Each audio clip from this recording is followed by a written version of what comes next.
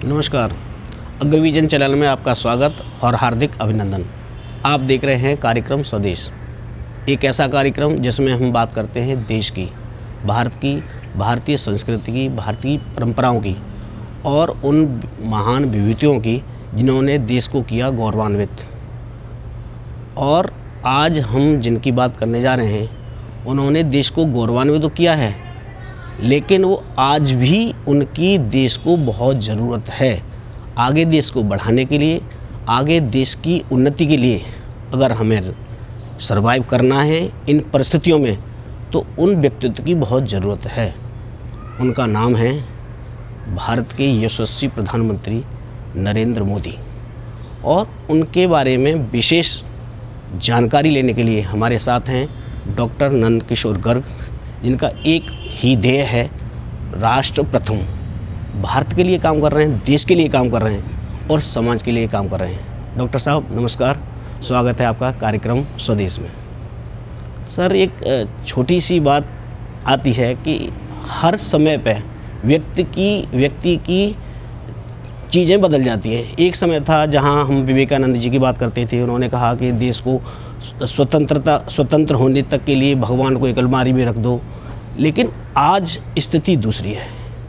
आज नरेंद्र मोदी जी का होना इस देश में बहुत ही ज़रूरी है। वो कैसे? मैं समझता हूँ जो आप कह रहे हैं, इस समय के अनुसार भगवान ऐसे लोगों को तैयार करता है या भेजता है जब जब जैसी आवश्यकता। जब इस देश में स्वतंत्रता आई थी तो मोहम्मद गोरी से, गजनी से हम क्यों हारे थे? हम अति सिद्धांतवादी भगवान राम के युग में रहते हुए कुछ चीज़ें निर्णय लिए, जिसके कारण से इस देश में 1100 साल तक लुटेरों का और उन लोगों का जो बाहर से आए थे, शुरू में लूटने आए, बाद में एक वंश ने सोचा यहीं बस के यहीं पर राज भी कर लें, और वो बाबर के बाद लगातार 5-6 पीढ़ियों ने इस देश पर राज किया। सबसे क्रूरतम औरंगजेब रहे, सबसे अनुकूलतम अकबर रहे। शाहजहाँ ने इस देश में निर्माण कार्यों में रुचि ली, परंतु उसी के बेटे ने उसको रोटियों तक के लिए तरसा दिया, पानी के लिए। तो उस समय भी उसने क्या कहा था, हम भारत में रहकर यहाँ से ये भी नहीं सीखे कि यहाँ पितरों को भी भोजन मिलता है, जल मिलता है और श्रद्धा भाव से लोग याद करते हैं, और तू कैसा बेटा है। तो आज नरेंद्र मोदी एक बेटा है भारत माँ का, जिसने अपने आप को बचपन से ही तैयार किया। मजबूत दिल का बनने के लिए मगरमच्छ को पकड़ के घर पे ले आया।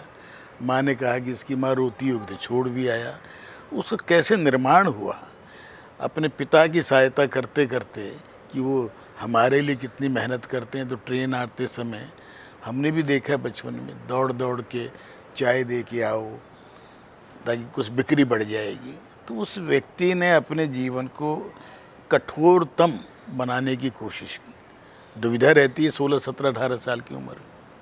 उस ज़माने में शादी भी जल्दी होती थी, माता पिता ने विवाह कर दिया, परंतु उसके दिमाग में दुविधा थी और वो क्लैरिटी भी थी।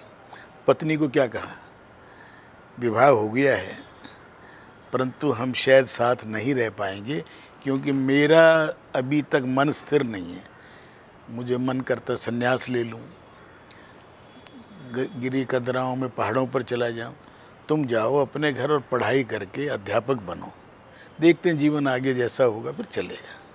तो कितना मजबूत निर्णय लेना।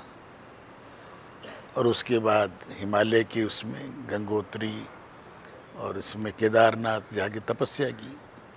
तपस्या करते करते उनको फिर ये भान हुआ, या किसी ने कहा कि भाई नरेंद्र, विवेकानंद भी नरेंद्र था और उसको भी इस देश के लिए बहुत कुछ करने का सौभाग्य मिला। तुम भी बहुत कुछ कर सकते हो, जाओ फिर से। राष्ट्र सेवा करने में ही मोक्ष मिलता है। क्योंकि परम पूजनीय गुरु गोलवलकर जी भी उस समय थे और उनको भी विवेकानंद के गुरु भाई ने वापस भेजा था सारगाछी आश्रम से। तो आदमी के सामने कोई उदाहरण होते हैं, तो उस उदाहरण को लेके वो आगे बढ़े। संघ में जाके धीरे धीरे एक कमरा साफ भी करना, रोटी भी बनाना, चाय भी बनाना, और सुबह जाके शाखाओं पे भी जाना। धीरे धीरे आगे बढ़े और इतना मेहनत किया कि जब ये आज बातें आती हैं कि वो चद्दरों पे भी सोना पड़ता था, क्योंकि टेम्परेरी कार्यालय थे। मेरा भी उनसे लगभग 30-35 साल का अब निजी संपर्क 25 साल का तो है। उसके व्यक्तित्व में देखा कि उसके धुन का पक्का है। और वो मेरा ज़्यादा संपर्क आया गुजरात के भूकंप। उनको तो प्रैक्टिकली गुजरात से तड़ी पार करने वाली बात थी कि वो गुजरात के अलावा पूरे देश में संगठन का काम करते थे। और गुजरात में सब कुछ करने के बाद उस समय के वरिष्ठ नेताओं को लगा कि मोदी ज़रूर से ज़्यादा तेज़ चलता है, तो केशु भाई, शंकर सिंह वाघेला, जितने भी लोग थे, उन्होंने नेतृत्व से कह के कहा कि ये गुजरात ना आए तो अच्छा है, सरकार बन गई, हम चलाएंगे। तो जब भूकंप आया और व्यवस्थाएं नहीं संभल रही थी, तो मेरा उनसे इंटरेक्शन कितना डिटेल में वो आदमी मेंटली तैयार था कि मदद करनी है। गुजरात में इतना भीषण भूकंप आया है, तो हम 3-4 बार बैठे और कहना, इमेजिन करो, आप कल्पना करो कि आसमान से 10,000 आदमी ऊपर से गिर गए हैं। कैसे आए, उनके गिरने में टांग भी टूटेंगी, सिर भी फूटेगा, जो भी कुछ होता है। उनके पास कुछ नहीं और जंगल है। अब वो कल्पना करके सूची बनाना, क्या क्या चीज़ की ज़रूरत होगी, हम चारों मिलके शायद उतना नहीं सोच पाएंगे जितना उन्होंने मेरे से लिखते चले गए। सबसे पहले उनकी मरहम पट्टी हो, फर्स्ट एड हो, फिर ऑर्थोपेडिक सर्जन चाहिए हड्डियां ठीक करने के लिए, तो ऑपरेशन थिएटर चाहिए। जंगल है, बार बार ये याद करते जाओ कि वहाँ कुछ नहीं है, बिजली नहीं है, पानी नहीं है, कुछ नहीं है, फिर भी करना है। तो हमने 2 operation theatre Maharaja Agrasen hospital Punjabi बाग के मोबाइल गाड़ियों में बनाए। डॉक्टर तय किए, नर्स किए, पैरामेडिकल स्टाफ, और गाड़ियों में वो सब चीज़ें कि वहाँ जनरेटर भी चाहिएगा, एक जनरेटर चाहिए तो डीजल भी चाहिए या पेट्रोल, जो भी जिससे चीज़ चलता है, और सब इंस्ट्रूमेंट चाहिए। तो 2 गाड़ियाँ तैयार करके एयरफोर्स के जहाज़ से गाड़ी ड्राइवर समेत अटल जी से बात करके आए और उन्होंने दोनों गाड़ियों को एयरफोर्स के मालवाहक जहाज़ में लोड कराया। उससे तो काम नहीं चलने वाला कि 15 दिन सोच के जाओ। फिर उन लोगों को क्या करना है, उनको रोटी भी चाहिए, उनको लेटने की भी जगह चाहिए, तकिया, चद्दर, छोटी मोटी, ऊपर थोड़ी सी ठंड भी, मौसम देख लो जनवरी है। तो कितनी सोच के वो सूचियाँ बनी। रोटी बनाने की व्यवस्था कैसे हो, तो मसाले 3-4 प्रमुख क्या क्या हों, आटे का पैकेट हो, वो स्टोव हो, तवा, परात, जो जो चीज़ एक नॉर्मल चाहिए शुरू में ही, वो सारी सूचियाँ बनी और आज़ाद मार्केट से सब जगह से खरीदी। तिरपाल चाहिए, 4 लाठियाँ चाहिए उन पर टांगने के लिए, रस्सियाँ चाहिए, जो कल्पना कर सकते। तो मैं हैरान रह गया कि इस आदमी की गृहस्थ होते हुए गृहस्थ नहीं है, फिर भी सब चीज़ों का अंदाज़ा, क्योंकि सारे जीवन काम किया था। तो उसके आधार पर तैयारी की और वो एक बहुत अच्छा, और तुरंत बाद भगवान कई बार देता है ना, जैसे कृपा करनी हो, भगवान ने सोचा अरे इस आदमी को तो सीधा मुख्यमंत्री बना के भेजना चाहिए। अटल जी ने बुलाया, वो डरते डरते गए। कैसे कि कहने, मैं तो किसी पत्रकार की उस संस्कार में था, मैं क्या कल सुबह गांधीनगर पहुंचो, कहना मैं क्या करूंगा, जाके शपथ लेनी है तुमने। वो हैरान, ना मेंटली प्रिपेयर्ड, ना कभी जीवन में चुनाव लड़े, ना लड़ने की सोचे, लड़ा एक खूब। तो उस व्यक्ति ने जाते ही कैसे संभाला। परंतु विघ्न तो आएंगे ना, हनुमान जी जा रहे हैं तो लंकनी भी आएगी, सुरसा भी आएगी। जाते ही ये संभाला ही था, तो इतनी देर में गोधरा के पूरा डब्बा जला दिया गया, दंगे हो गए। बिना एक्सपीरियंस का आदमी तुरंत। तो किसी ने कहा कि आप सीएम बन गए, उन्होंने कहा मैं तो सीएम हूँ, मैं तो सीएम हूँ और सीएम रहूँगा। सीएम कॉमन मैन, आम आदमी, और आज भी सेवक की तरह काम कर रहे हैं वो। तो उस जाके जब वो कैसे दंगों को रोकने की सारी मिलिट्री जल्दी आई, सब कुछ किया, उसके बावजूद 20 साल उनको घसीटा गया कि दंगे इन्होंने कराए। फिर भी उन्होंने पेशी पे हमेशा गए, नाटक नहीं किया। सीबीआई, स्पेशल जांच, एसआईटी, जो भी कुछ होता था। और बंद करने की पूरी तैयारी जब अमित शाह को बंद किया तो उनसे एक ही स्टेटमेंट चल लेनी थी कि भाई आप गृह मंत्री थे इनके साथ, तो दंगे कराने में आपके सबके हाथ हैं, ये कहाँ भर लो। उनकी राजनीति में नीति है, अनीति की राजनीति नहीं है।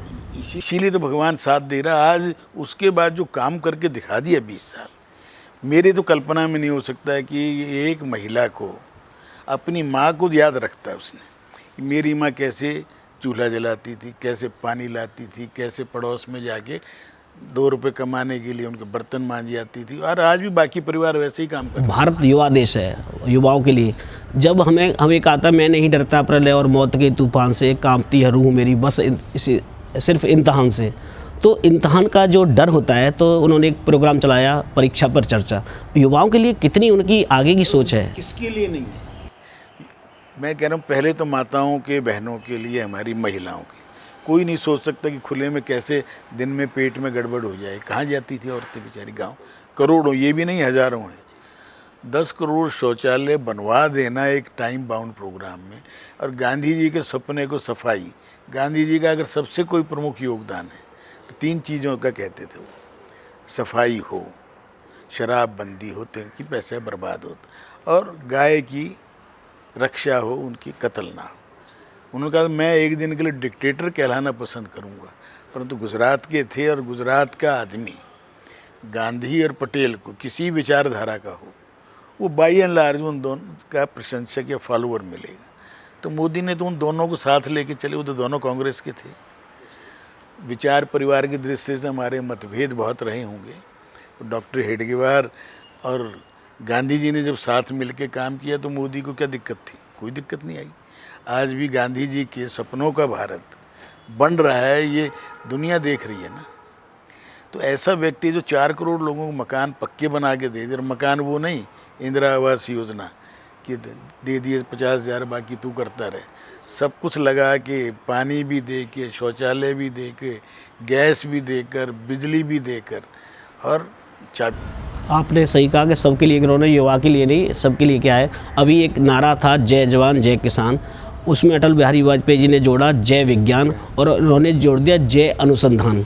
अभी एक फिल्म आ रही है वैक्सीन वॉर करके, तो हर चीज़ को अप्रिशिएट करते हैं। आज हम चंद्रमा पे जा रहे हैं तो उनको अप्रिशिएट करना है साइमल्टेनियसली, क्योंकि आप एक सोच लेके नहीं चल सकते, क्योंकि इतना बड़ा देश है, इतनी भाषाएं, इतनी बोलियां, इतना धोती बांधने के ढंग अलग अलग, औरतों का भी बांधने का महाराष्ट्र में अलग, बाकी देश में अलग। तो उन सबको साथ लेके चलना और उन सबकी भाषाओं का सम्मान करना। तमिलनाडु में भी अगर तिरुवल्लुवर हुए हैं तो उनका उतना ही सम्मान करना। सी सुब्रमण्यम, आपने जय किसान बोला, अगर हरित क्रांति के लाल बहादुर के बाद सेकंड किसी को क्रेडिट पॉलिटिशियन को जाता तो सी सुब्रमण्यम को। स्वामीनाथन जिनका अभी पिछले हफ्ते 10 दिन पहले ही देहांत हुआ, ये जनक थे ना, पर उनको आज भी, मैं अभी पूछा गया था पिछले हफ्ते, भारत रत्न सी सुब्रमण्यम के नाम पर क्या ऑडिटोरियम बनाया पूछा इसे। तो वो पार्टियों के तो नहीं थे, वो देश के थे। तो आज इनके बड़ा क्लियर है कि प्रणब मुखर्जी सारी उम्र कांग्रेस ही रहे, परंतु राष्ट्रपति के तौर पे उनका कितना मान सम्मान, और फिर भारत रत्न जो औरों को देता है उसको भी मिला ना। अटल जी को मिला तो प्रणब मुखर्जी को भी मिला। आज भी शरद पवार जैसे कृतघ्न व्यक्ति को भी पद्म विभूषण दे देना, लाल मुलायम सिंह को दे देना, उसकी बड़ापन दिखाता है। बड़ा दिल जरूरी है कि देश को सबको लेके चलना। आप यदि जातियों में फंस जाओगे तो देश को कैसे चलाओगे? आज देश को एक करने के लिए और शक्ति की ज़रूरत है, परंतु नियम पे चल के है। चुनाव होंगे नहीं, डिक्टेटरशिप है। अब सोमवार को डिक्लेयर हो जाएंगे, लोग कहेंगे यार चुनाव तो डिक्लेयर हो गए। अगला कितनी मर्यादा रखता, कल सरकारी फंक्शन में 10 मिनट का भाषण, और वहाँ कह के अब मैदान में जा रहा हूँ, वहाँ बोलूँगा खुल के, आओ सुनने। कि सरकारी कार्यक्रम है उसमें नहीं बोलना चाहता, पब्लिक मीटिंग में बोलना है। इन मर्यादाओं को ध्यान लेके चलना है, देश को साथ लेके चलना है। और एक ही दिन में तमिलनाडु में भी छापे पड़ रहे हैं, बंगाल में भी मंत्री के यहाँ, सांसद के यहाँ, बड़े बड़े लोगों के यहाँ, बड़े बड़े फिल्म स्टार जिनके नाम से लोग डरते थे। अरे 200 करोड़ किसी ने शादी में खर्चे किए और तुमने 2-2 4-4 करोड़ लेके वहाँ नाचने ठुमकने गए थे, तो 2 नंबर में क्यों लिए? आपने कहा देश को साथ लेके, लेकिन मोदी जी तो पूरे विश्व को साथ लेके चलने की बात करते हैं। जब आपका सोच व्यापक होगा, तो जब आपने एक कुटुंब मान लिया, एक धरती को हम तो मानते हैं ना, वसुधैव कुटुंब को, हमारा तो वेद काल से चल ही रही बात कि हम सबको उदार मना, उदार मतलब बड़ा दिल। तो पूरा विश्व देख रहा है ना, पैर छू रहा है राष्ट्रपति, चाहे छोटा देश हो। क्यों? कि मेरे को जब दवाई की ज़रूरत है, अमेरिका और यूरोप ने तो मना कर दिया और इन्होंने बिना मांगे भेज दी। मेरा छोटा सा देश है, 90 लाख की आबादी का, परंतु जितनी मुझे आवश्यकता है उससे ज़्यादा भेज दी। आज हम अगर 2 लोगों की मदद करेंगे, 100 से ज़्यादा देशों को अनाज भेज रहे हैं। अफ़गानिस्तान जाने जो हमारे यहाँ आतंकवाद फैलाता है, उसको भी खाने को भेज रहे हैं। क्यों? उनकी संसद भी बनाई, उनके स्कूल खुलवाए, कॉलेज खुलवाए, आपस में लड़के साले तोड़ फोड़ रहे हैं। आज पीओके हमारी तरफ आना चाह रहा है, पीओके वाले। यदि वोटिंग हो जाए तो पूरा पाकिस्तान आ जाएगा आने को। तो परंतु जिन्होंने विभाजन मांगा था उनको पहले से अपने आप सजा दे रहा है ना भगवान। अरे तुमने इस देश को तोड़ा। आज पाकिस्तान का पढ़ा लिखा आदमी कहता राजा दाहिर बढ़िया थे, जबकि दाहिर के समय में ही पहली बार हम हारे ना। परंतु कह रहे दाहिर हमारा था, सर गंगाराम हमारे थे, आज भी उसके नाम का अस्पताल भी चल रहा है। उसकी चलाई हुई घोड़े से चलने वाली ट्रेन मैंने कल देखी यूट्यूब पे, पटड़ी के ऊपर घोड़ा लेके जा रहा है एक बड़े डब्बे को, और आज भी चल रही है। तो महान व्यक्ति वही होता है जो सर्वकालीन तक किसको याद रखे। पिछले अगर 20वीं शताब्दी में किसका नाम ज़्यादा याद रखते हैं? गांधी जी का रखेंगे, इंदिरा जी का भी रखेंगे, जवाहरलाल जी का, उन्होंने कुछ तो देश के लिए किया है। तो नाम याद, परंतु सोनिया का कौन रखेगा? सीताराम केसरी को बाथरूम में बंद करके ज़बरदस्ती इस्तीफ़ा लिखवाने, अध्यक्ष से सर खुद अध्यक्ष बनना, किसको नज़र नहीं आ रहा? एक बैरे से तुम आज एक प्रेमिका बन के और इस देश पे इनडायरेक्ट राज करना चाहो, उस देश की प्रधानमंत्री महिला होते हुए वो मोदी की प्रशंसक है। पूरा यूरोप मोदी जी के साथ है, अमेरिका साथ, और पुतिन ने कल भी कहा है सुरक्षा परिषद का सदस्य बनना चाहिए। Modi very intelligent person, very hard working person. तो अक्रॉस जो विचारधारा, वो कम्युनिस्ट भी कह रहे हैं, अमेरिका भी कह रहा है, जापान भी कह रहा है, ताइवान भी कह रहा है। क्यों? ऑस्ट्रेलिया न्यूजीलैंड हमारे क्वाड में आ रहे हैं। सबको सुरक्षा चाहिए, सबको यदि मदद चाहिए, तो सर्वकालीन सदियों से, हजारों साल से हमारी संस्कृति, हमारी सभ्यता, हमारी परंपराएं सबका भले में अपना भला सोचते हैं। सरबत का भला, गुरु नानक भी एक, सबका कल्याण हो, और सबके अंदर सोचने वाला व्यक्ति, आज वो दिव्यता आ जाएगी, उसमें सिद्धता आ गई, जो वो सोचते हैं वो हो जा रहा है। सर लास्ट में एक क्वेश्चन, मोदी जी का लक्ष्य क्या है?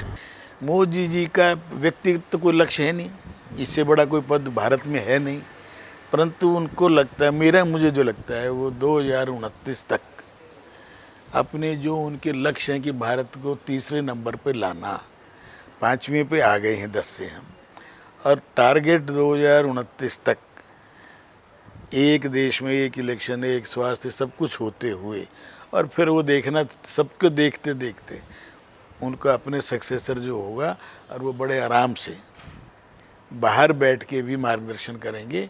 और जैसे गांधी जी कभी किसी चुनाव नहीं लड़ा, परंतु नाम है, जयप्रकाश नारायण ने कभी चुनाव नहीं लड़ा, परंतु लोग उनको भूल नहीं सकते। परंतु मेरा मानना है कि नरेंद्र मोदी की जो दूसरी इनिंग होगी 2029 के बाद, उसको लोग ये कहेंगे कितने सब कुछ होकर, सब चीज़ें प्राप्त कर कर जितने मर्जी दिन रह सकता था प्रधानमंत्री, उसके बाद भी रहा, तो ये महामानव की श्रेणी में 21वीं शताब्दी मोदी जी के नाम निश्चित तौर पर लिखी जाएगी। और मोदी जी जैसे अनेकों तैयार हो गए हैं। मैं एक व्यक्ति पर कभी कोई इतना बड़ा देश नहीं चल सकता। मोदी के सक्सेसर के रूप में आज योगी जी तैयार हैं, अमित भाई तैयार हैं, नितिन गडकरी हैं, राजनाथ जी हैं, हेमंत बिस्वा शर्मा, देश के चारों ओर कहीं देख लें, एक सेकंड लाइन, थर्ड लाइन भी तैयार है, और जो अपने अपने क्षेत्र में खूब काम कर रहे हैं। आज इस देश के अंदर मैं सभी मुख्यमंत्री, जो कॉम्पिटिटिव जो भावना है मैं देख रहा हूँ सब में है। मैं छत्तीसगढ़ में देख रहा हूँ बघेल अपनी तरफ से पूरी मेहनत कर रहे हैं और उसी रास्ते पे चलना चाह रहे हैं जो संघ की बेसिक सोच है। मोदी जी क्या है? मोदी जी एक आदर्श स्वयंसेवक है और उस रास्ते पे चलने वाले और पार्टियों में भी धीरे धीरे निर्माण हो रहे हैं जिनके लिए देश पहले होगा। कईयों को ये है कि कुर्सी भी साथ साथ चाहिए कईयों को, परंतु ऐसे अब कई मुझे लग रहे हैं नवीन पटनायक जैसे लोग हैं, मुझे अच्छे लगते हैं जो देश समर्पित भाव से अपने राज्य को तो उन्होंने उस गरीबी के और उससे निकाल के दिखा दिया कि जो सबसे ज़्यादा कुल्हड़ भी टूटा हुआ उठा के लेते थे, आज वो सीन नहीं है। आज उड़ीसा की तरक्की क्योंकि नीतियाँ बदल दी मोदी जी ने, इम्प्लीमेंट उन्होंने कर दिया और उसने भी शादी नहीं करा रखी, कोई आगे पीछे नहीं, कोई किसी की एहसान नहीं। जनता प्यार करती है, जनता जिता रही है और इस बार मोदी जी पूरे देश में पॉपुलर हो सकते हैं। लोकसभा उड़ीसा की सारी ले सकते हैं। मेरा अपना निजी मानना है मुख्यमंत्री जब तक नवीन पटनायक नेतृत्व करेगा, नवीन पटनायक को लोग उसी दिन एक दिन वोटिंग होती है, नवीन पटनायक को विधानसभा में जिताएंगे, लोकसभा में मोदी जी को जिताएंगे। ये देश परिपक्व है, लोकतंत्र भी इस देश का परिपक्व है। जिनको अनपढ़ गंवार मानते हैं, आदिवासी मानते हैं, उनको अपने वोट की समझ है। इसलिए ये जो जातिगत गणना करना, ओबीसी की बात करना, ये करना वो करना, आज देश बहुत आगे निकल गया। 2 पीढ़ी के बाद देखना सब आपस में शादियां होंगी और ये जाति भेद और ये सारे भेद खत्म हो जाएंगे। ये देश एक है, एक रहेगा। इस देश में रहने वाले हम सब भाई बहन हैं और सब मिलकर इस देश को आगे बढ़ाएं। ये मोदी जी का सपना है और वो उसमें धीरे धीरे कामयाब हो रहे हैं। समय लगता है, लोकतंत्र है, डंडा नहीं है हमारे पास, चीन की तरह नहीं है कि वहाँ एक बार आदेश दे दिया वो पालन होगा। यहाँ सबको लेके चलना है, हर साल चुनाव लड़ना है, हर साल चुनाव के अंदर अपनी परीक्षा देनी है, तो तपते जाएंगे, आगे बढ़ते जाएंगे, देश आगे बढ़ेगा। मोदी जी की सक्सेस ये है कि मोदी जी जैसे सैकड़ों मोदी और तैयार हों, हज़ारों और हम सब मिलके और 140 करोड़ लोग उनसे प्रेरणा लेकर उसी रास्ते पर आगे बढ़ें तो भारत माँ को निश्चित तौर पर उस स्थान पर पहुँचा देंगे जिसकी वो हकदार है। धन्यवाद सर। भारत माँ को उस स्थान पर पहुँचा देंगे जहाँ की वो हकदार है। और जो मोदी जी का एक उद्देश्य है, एक जो मिशन है, भारत को जिस स्थान पर पहुँचाना है उसके लिए हम सबको साथ मिलकर आना है। इस बार हमें देश के लिए सोचना है, किसी जाति के लिए नहीं, किसी धर्म के लिए नहीं, सिर्फ और सिर्फ देश। आप देखते रहिए हमारा ये चैनल अग्रविजन और इसको सब्सक्राइब और शेयर करना न भूलें। नमस्कार।